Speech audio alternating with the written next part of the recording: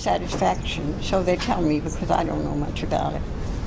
I know about it, but I don't know much, having experienced it.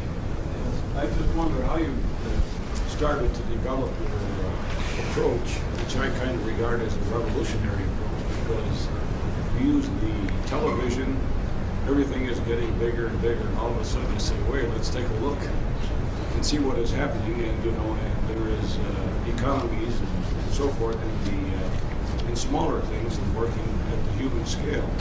And I wonder if you developed this over a period of years, or if you just how did it come about?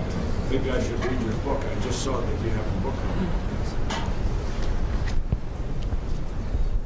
Well, I noticed that many people are getting very sick of these big impersonal organizations, whether it's a very big school or very big hospital or big government departments or big industry, because they can never really talk eye to eye.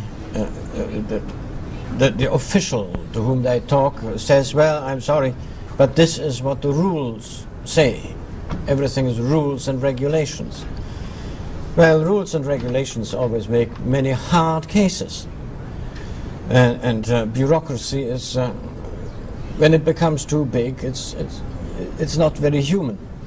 So that's the negative thing.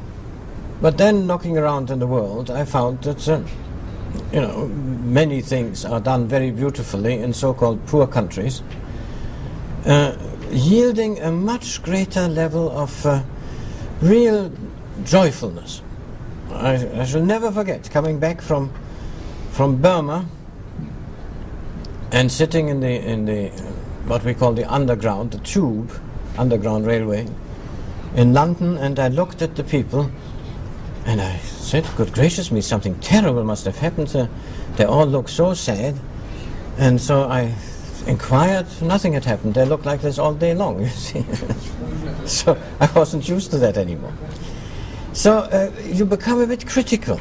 We are so proud of our achievements, but you can learn in other countries that they're not all that great in human terms. Well, now I'm an economist.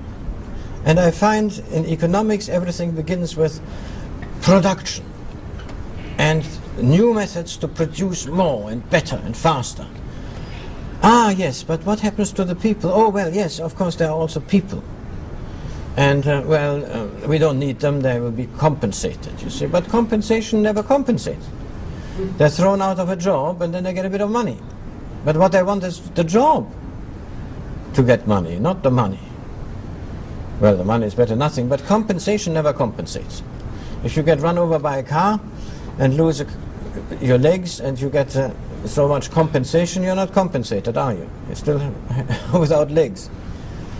So I noticed that the whole approach of modern economic thinking was not starting from people, but starting from goods or production or profits.